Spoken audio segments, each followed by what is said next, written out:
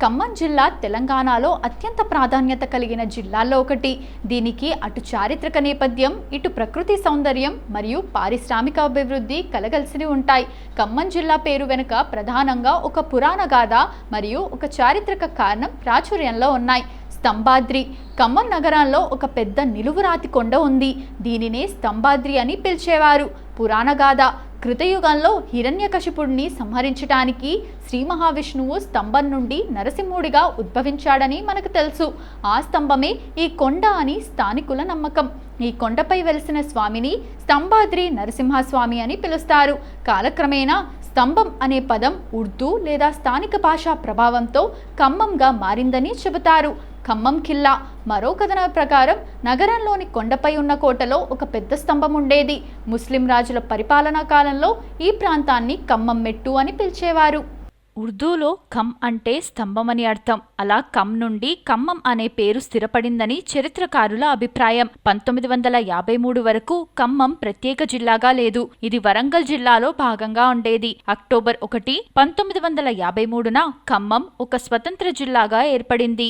ఈ జిల్లాకు అటు ఆంధ్ర, ఇటు తెలంగాణ సంస్కృతుల కలయిక వల్ల సంధి ప్రదేశం అని కూడా పేరు. ఖమ్మం జిల్లాకు ఉన్న అతిపెద్ద స్పెషాలిటీ ఏంటంటే ఇది తెలంగాణ మరియు ఆంధ్ర సంస్కృతుల కలయికకు నిలయం. ఇక్కడ పద్ధతులు, భాష మరియు ఆహారంలో రెండు ప్రాంతాల ప్రభావం స్పష్టంగా కనిపిస్తుంది. ఖమ్మం జిల్లా మిర్చి సాగుకు ప్రపంచవ్యాప్తంగా ప్రసిద్ధి. ఇక్కడి మిర్చి మార్కెట్ యార్డ్ ఆసియాలోనే అతిపెద్ద మార్కెట్లలో ఒకటి. ఇక్కడ పండే ఘాటైన తేజారకం మిర్చి విదేశాలకు, ముఖ్యంగా చైనా, ఐరోపా దేశాలకు భారీగా ఎగుమతి అవుతుంది. ఖమ్మం ఖిల్లా తీగల వంతెన. ఖమ్మం ఖిల్లా 950 ఏళ్ల చరిత్ర కలిగిన ఈ కోటపై హిందూ మరియు ముస్లిం శిల్పకళా రీతులు రెండూ కనిపిస్తాయి. Lakkaram suspension bridge. నగరంలోని లక్కారం చెరువుపై నిర్మించిన ఈ తీగల వంతెన ఇప్పుడు జిల్లాకే ఒక కొత్త ఐకాన్. రాత్రిపూట దీని లైటింగ్ అద్భుతంగా ఉంటుంది. ఆధ్యాత్మిక కేంద్రం. ఖమ్మం అనగానే భక్త రామదాసు గుర్తుకొస్తారు. ఆయన పుట్టిన గడ్డ నీలకొండపల్లి ఇక్కడే ఉంది. అంతేకాదు ఇక్కడ ఉన్న బౌద్ధ స్తూపం దక్షిణ భారతదేశంలోనే అతిపెద్ద వాటిలో ఒకటిగా చరిత్రకారులు చెబుతారు. బొగ్గు గనులు. ఉమ్మడి ఖమ్మం జిల్లా సింగరేణి బొగ్గు గనులకు పుట్టినిల్లు. ఇల్లందు ప్రాంతాన్ని సింగరేణికి తల్లి అని పిలుస్తారు. రాష్ట్ర ఆర్థిక వ్యవస్థకు ఇక్కడి బొగ్గు గనులు వెన్నెముక వంటివి. గ్రానైట్ పరిశ్రమ. కరీంనగర్ లాగే ఖమ్మంలో కూడా గ్రానైట్ పరిశ్రమ చాలా పెద్దది. ఇక్కడి కొండల నుండి లభించే గ్రానైట్ దేశవ్యాప్తంగా భవన నిర్మాణ రంగంలో వాడుతుంటారు. ఇక్కడి మిర్చి ఘాటుగా ఉండటం వల్ల బజ్జీలు చాలా రుచిగా ఉంటాయి. ఖమ్మం హోటళ్లలో దొరికే వడలు, వాటిలోకి ఇచ్చే అల్లం చట్నీ కాంబినేషన్ చాలా పాపులర్. ఈ జిల్లాలో మామిడి తోటలు ఎక్కువ. వేసవిలో ఇక్కడి మామిడి పండ్ల రుచి చూడాల్సిందే. మొత్తంగా చెప్పాలంటే ఖమ్మం అంటే బిజినెస్, భక్తి, ఘాటైన మిర్చికి పెట్టింది పేరు. ఖమ్మం జిల్లాలో చారిత్రక కట్టడాల నుండి ప్రకృతి అందాల వరకు అనేక చూడదగ్గ ప్రదేశాలు ఉన్నాయి. నగరం నడిబొడ్డున ఉన్న ఖమ్మం ఖిల్లా 950 ఏళ్ల నాటి చరిత్రకు సాక్షి. కాకతీయుల కాలంలో నిర్మించబడిన ఈ కోటపై అటు ముస్లిం రాజుల శిల్పకళా ప్రభావం కూడా కనిపిస్తుంది. కొండపై నుండి ఖమ్మం నగరం మొత్తం కనిపిస్తుంది. ప్రస్తుతం ఖమ్మం వెళ్లే పర్యాటకుల మొదటి చాయిస్ లక్కారం చెరువు, తీగల వంతెన. ఇక్కడ ఉన్న సస్పెన్షన్ బ్రిడ్జ్ పై నడవడం ఒక అద్భుతమైన అనుభవం. సాయంత్రం వేళల్లో మ్యూజికల్ ఫౌంటైన్, బోటింగ్, చుట్టూ ఉన్న పార్కులో వాకింగ్ చాలా బాగుంటాయి. నీలకొండపల్లి. ఇది చరిత్ర మరియు ఆధ్యాత్మికత కలిసిన ప్రదేశం. బౌద్ధ స్తూపం. ఇక్కడ అతిపెద్ద బౌద్ధ స్తూపం ఉంది. పురావస్తు శాఖ తవ్వకాల్లో ఇక్కడ అనేక బౌద్ధ విగ్రహాలు బయటపడ్డాయి. భక్త రామదాసు ధ్యాన మందిరం. శ్రీరామ భక్తుడు కంచర్ల గోపన్న జన్మించిన ఇల్లు ఇక్కడే ఉంది. స్తంభాద్రి లక్ష్మీ నరసింహస్వామి ఆలయం. ఖమ్మం పేరు రావడానికి కారణమైన ఈ ఆలయం ఒక కొండ గుహలో ఉంటుంది. ఇక్కడ స్వామిని దర్శించుకోవడం చాలా ప్రశాంతంగా ఉంటుంది. కూసుమంచి శివాలయం. కాకతీయుల కాలం నాటి శిల్పకళకు ఇది నిదర్శనం. హనుమకొండలోని 1000 స్తంభాల గుడి తరహాలోని ఇక్కడి శివలింగం మరియు నంది విగ్రహాలు చాలా పెద్దవిగా, అందంగా ఉంటాయి.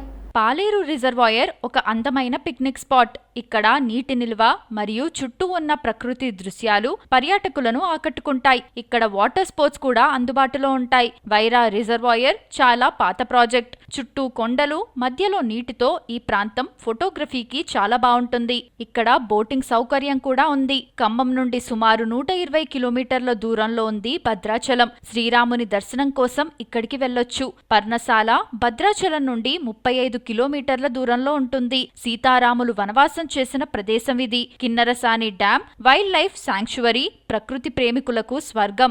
డ్యాం మధ్యలో ఉన్న చిన్న చిన్న దీవులు చూడ్డానికి రెండు కళ్ళు చాలవు. ఖమ్మం జిల్లా రుచులు చాలా వెరైటీగా ఉంటాయి. ఇది ఆంధ్ర మరియు తెలంగాణ సరిహద్దుల్లో ఉండటం వల్ల ఇక్కడ రెండు ప్రాంతాల ఫుడ్ కల్చర్ కనిపిస్తుంది. ఖమ్మం వెళ్తే మీరు తప్పకుండా టేస్ట్ చేయాల్సిన famous foods Khammam special vada. Khammam tiffin సెంటర్లలో దొరికే వడలు చాలా ఫేమస్. ప్రత్యేకత, ఇక్కడి వడలు పైన కరకరలాడుతూ లోపల మెత్తగా ఉంటాయి. వీటికి కాంబినేషన్గా ఇచ్చే అల్లం చట్నీ లేదా కొబ్బరి చట్నీ చాలా ఘాటుగా రుచిగా ఉంటాయి. ఖమ్మం బస్ స్టాండ్ లేదా స్టేషన్ రోడ్డులో ఉదయం పూట వీటి క్రేజ్ మామూలుగా ఉండదు. మిర్చి బజ్జీ, ఖమ్మం జిల్లా మిర్చి సాగుకు పెట్టింది పేరు తేజ మిర్చి. అందుకే ఇక్కడి బజ్జీలు చాలా ఘాటుగా ఉంటాయి. బజ్జీల మధ్యలో ఉల్లిపాయలు, నిమ్మరసం, వేయించిన పల్లీలు వేసి ఇచ్చే స్టైల్ ఇక్కడ చాలా పాపులర్. ముఖ్యంగా లక్కారం చెరువు దగ్గర సాయంత్రం వేళల్లో ఈ బజ్జీలు తింటే ఆ కిక్కే వేరు. నాటుకోడి పులుసు, గారెలు ఖమ్మం పల్లెల్లో మరియు లోకల్ మెస్లలో ఈ కాంబినేషన్ చాలా ఫేమస్. స్పైసీగా ఉండే నాటుకోడి కూరను వేడివేడి గారెలకు అద్దుకొని తింటే అసలైన ఖమ్మం రుచి తెలుస్తుంది. ఖమ్మం బిర్యానీ, హైదరాబాద్ బిర్యానీతో పోలిస్తే ఖమ్మం బిర్యానీలో మసాలా ఎక్కువగా ఉంటుంది. ఇక్కడ ఆంధ్ర స్టైల్ పులావ్, తెలంగాణ స్టైల్ దమ్ బిర్యానీ రెండు దొరుకుతాయి. ఇక్కడి చికెన్ ఫ్రై పీస్ బిర్యానీకి చాలా మంది ఫ్యాన్స్ ఉంటారు. ఖమ్మం జిల్లాలో మామిడి తోటలు ఎక్కువ. వేసవి కాలంలో ఇక్కడ దొరికే బంగినపల్లి, కలెక్టర్ మామిడి పండ్లు చాలా తీయగా ఉంటాయి. సీజన్లో ఖమ్మం వెళ్తే వీటిని అస్సలు మిస్ అవ్వకండి. ఖమ్మంలో పాతకాలం నాటి స్వీట్ షాపులు చాలా ఉన్నాయి. ముఖ్యంగా తాజా నెయ్యితో చేసే పూతరేకులు ఇక్కడ చాలా ఫేమస్. కోవా బిల్లలు ఇక్కడ స్పెషల్. ఖమ్మం జిల్లాలో అత్యంత ముఖ్యమైన మరియు విశిష్టమైన పండుగ శ్రీరామనవమి. ఖమ్మం అనగానే భద్రాచలం రామాలయం గుర్తుకు వస్తుంది. కాబట్టి ఇక్కడి ప్రజలకు రాముడంటే ప్రాణం. ఖమ్మం జిల్లా సంస్కృతిలో శ్రీరామనవమి పండుగకు అగ్రతాంబూలం ఉంటుంది. ఉమ్మడి జిల్లా వ్యాప్తంగా ఈ వేడుకను కల్లారా చూడాలని భక్తులు కోరుకుంటారు. ఖమ్మం నగరంలోని ప్రతి రామాలయంలోనూ ఈ రోజు అన్నదానాలు, వడపప్పు, పానకం పంపిణీతో పండుగ వాతావరణం నెలకొంటుంది. బతుకమ్మ, తెలంగాణలోని ఇతర జిల్లాల తరహాలోనే ఖమ్మంలో కూడా బతుకమ్మ పండుగను మహిళలు అత్యంత వైభవంగా జరుపుకుంటారు. ప్రత్యేకత, 9 రోజుల పాటు పూలను పూజించి చివరి రోజు సద్దుల బతుకమ్మ నాడు లక్కారం చెరువు వద్ద వేలాది మంది మహిళలు చేరి బతుకమ్మలను నిమజ్జనం చేస్తారు. ఆ సమయంలో చెరువు తీరం మొత్తం విద్యుత్ దీపాలతో చాలా అందంగా కనిపిస్తుంది. మొహర్రం, ఖమ్మంలో హిందూ ముస్లింల ఐక్యతకు నిదర్శనం ఈ పీర్ల పండుగ. గ్రామీణ ప్రాంతాల్లో ముస్లిం సోదరుల కంటే హిందువులే పీర్లను ఎక్కువగా ప్రతిష్ఠించడం ఇక్కడి ప్రత్యేకత. అలావత్, అగ్నిగుండం తొక్కడం, పీర్ల సవారీలు ఇక్కడ చాలా ఘనంగా జరుగుతాయి.